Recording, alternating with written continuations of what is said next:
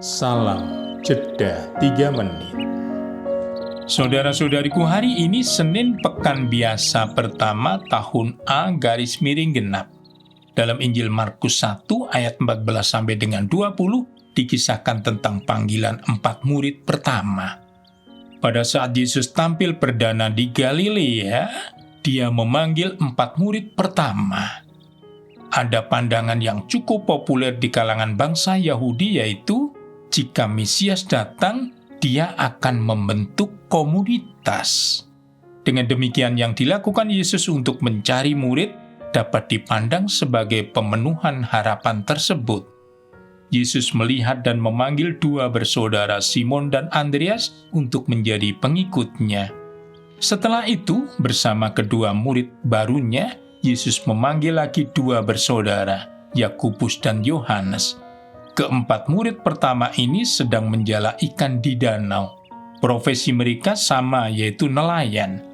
Sekali Yesus menyatakan suatu ajakan tanpa bertanya-tanya lagi, Simon dan Andreas serta Yakobus dan Yohanes langsung mengikuti Yesus. Betapa besar daya tarik dan wibawa Yesus.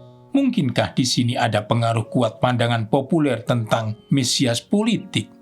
Dan kesalahpahaman para murid tersebut tentang pewartaan Yesus mengenai kerajaan Allah sudah dekat. Pandangan populer orang Yahudi tentang kerajaan Allah adalah bangkitnya kembali kerajaan Daud dalam diri seorang tokoh penting yang disebut Mesias.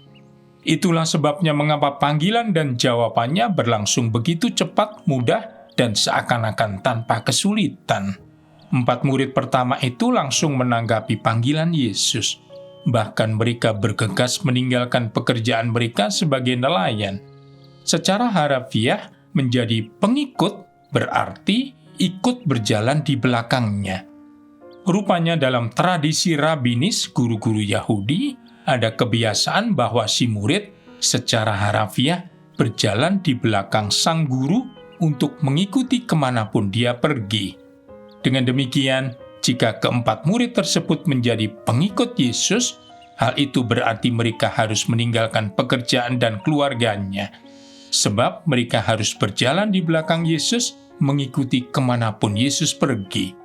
Walau begitu, dalam Injil ada juga cara lain menjadi pengikut. Tanpa paksaan harus meninggalkan pekerjaan dan keluarga, seperti yang diayati oleh Zakheus, Lukas 19 ayat 1-10. Dan 2 bersaudari, Maria dan Marta, Lukas 10 ayat 38-42.